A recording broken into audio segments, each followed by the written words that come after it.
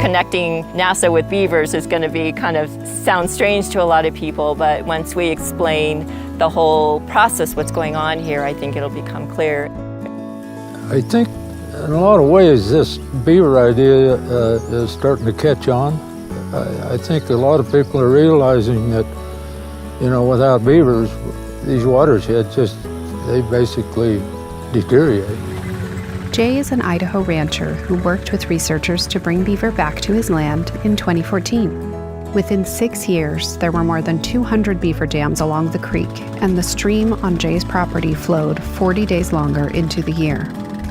With European colonization and beaver trapping and the re-engineering of the landscape by humans, beavers were pretty much extirpated, especially from more populated areas. So we went from having a lot of beavers everywhere to just a few beavers in very remote places. A NASA-supported effort is adding remote sensing data to a suite of tools used to predict which streams can support beaver rewilding and monitor how water and vegetation change once beaver return.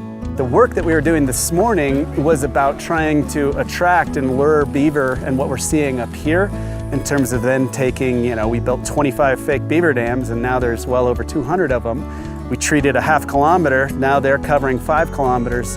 And so what we're trying to do today is help people see that sort of progression, right? Like downstream, we're just throwing sticks in the stream. Why are we doing it? What are we trying to attract? We're trying to attract beaver to do the work for us and then to keep that going. To support beaver-based restoration efforts, the project is adding satellite data into tools that help conservationists and resource managers. The work that we're doing typically is kind of expensive. It takes a lot of time and money to go out there and monitor these stream restoration projects, but if we can find ways to use these freely available data in replicable ways, maybe we can monitor these projects in more efficient ways.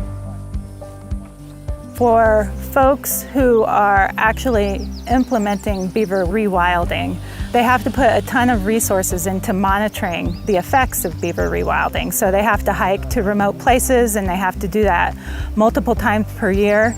And so a lot of times that monitoring is not even really happening because it's just too labor and time intensive. So we can help agencies understand what's going on in the landscape and the impacts of the beaver rewilding because we're basically monitoring using this freely available satellite imagery.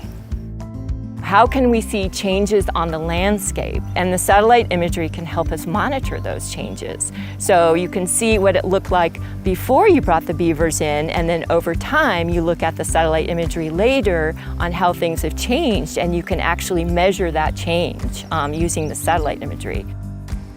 There's Idahoans who are doing this awesome kind of work that is improving the landscape, and by our involvement we hope to both understand what's happening better but also bring more attention to some of these folks who are really doing the work on the ground and making Idaho a better place to live.